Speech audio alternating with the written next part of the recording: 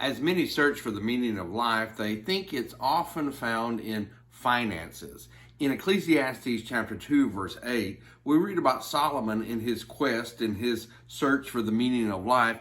He makes this statement: I also gathered for myself silver and gold and the treasure of kings and provinces.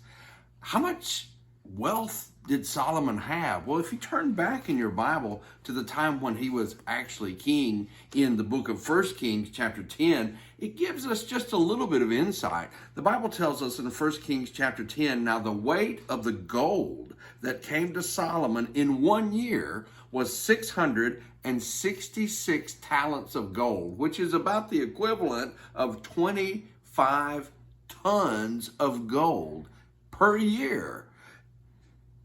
Besides that, which came from the explorers and from the business of the merchants and from all the kings of the west and from the governors of the land.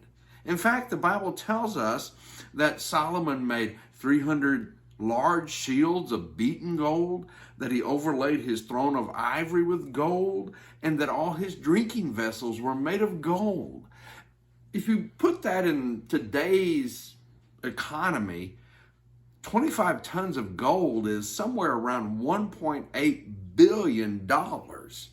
And that's not all the gold he got, because the text tells us he got it from all these other places of the kings of the west and the other provinces as well. So maybe $2 billion of gold per year, and he was on the throne for 40 years. Billions and billions and billions of dollars in gold. And yet, when we come back to the book of Ecclesiastes, we see that he couldn't find happiness in his finances. He couldn't find happiness in all that gold. In fact, Jesus tells us in Matthew chapter 6 that we should not lay up for ourselves treasures on earth. Why? Because moth and rust corrupt, thieves break through and steal. But instead, do what? Jesus says in Matthew 6, lay up for yourselves treasures in heaven. No moths, no rust, no corruption, no thieves, no one to take all of those things. Jesus says also in Matthew chapter 6 that you can't serve two masters.